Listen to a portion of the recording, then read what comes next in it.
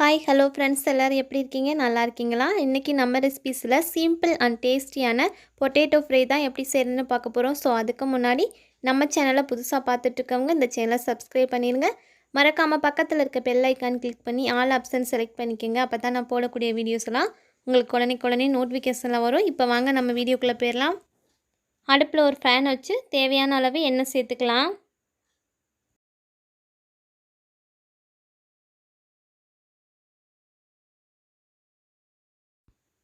எண்ணெய் சூடானதுக்கப்புறம் நான் கொஞ்சம் கடுகு சேர்த்துக்கிறேன். இப்போ கடுகு நல்லா பொரியட்டும். இப்போ பாருங்கள், கடுகு நல்லா பொரிஞ்சிருச்சு. நான் இது கூட கொஞ்சம் கருவேப்பிலை சேர்த்துக்கிறேன்.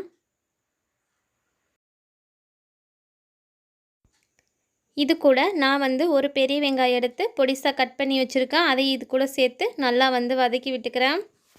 ரொம்பவே சிம்பிள் அண்ட் டேஸ்டியாக இருக்கும். நீங்களும் இதே மாதிரி உங்கள் வீட்டில் ட்ரை பண்ணி பாருங்கள். வெங்காயம் நல்லா வதங்கினதுக்கு அப்புறம் இது கூட நான் கொஞ்சம் மிளகாய்த்தூள் சேர்த்துக்கிறேன். கொஞ்சம் உப்பு சேர்த்துக்கலாம். சேர்த்துட்டு நல்லா மிக்ஸ் பண்ணி விட்டுக்கிறேன்.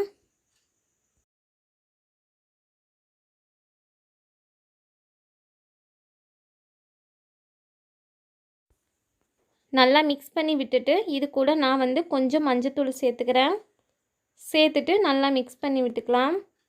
இப்போ பாருங்கள், நான் உருளைக்கிழங்கு எடுத்து பொடிசாக கட் பண்ணி வச்சுருக்கேன். தொலியெல்லாம் சீச்சிட்டு இதை இது கூட சேர்த்து நல்லா மிக்ஸ் பண்ணிக்கிறேன்.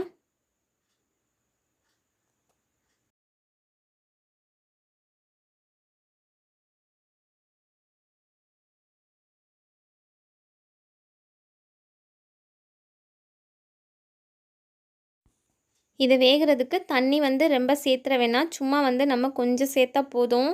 அந்த எண்ணெயிலே இது நல்லா வெந்துடும்.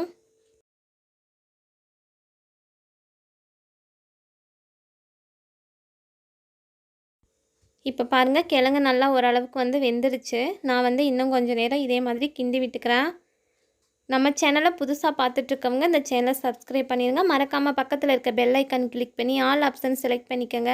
அப்போ தான் நான் போடக்கூடிய வீடியோஸ்லாம் உங்களுக்கு உடனே நோட்டிஃபிகேஷனில் வரும்.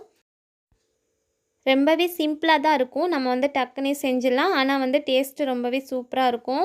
ரசம் சாதம், சாம்பார் சாதம் எல்லாத்துக்கூட கூட வச்சு சாப்பிடவும் ரொம்பவே நல்லாயிருக்கும். இப்போ கிழங்கு ஓரளவுக்கு நல்லா வெந்துருச்சு. நான் இது கூட கொஞ்சம் மல்லி இலை சேர்த்துக்கிறேன். சேர்த்துட்டு நல்லா கிளறி விட்டு இறக்குனா நமக்கு கிழங்கு ரெடி ஆகிடும்.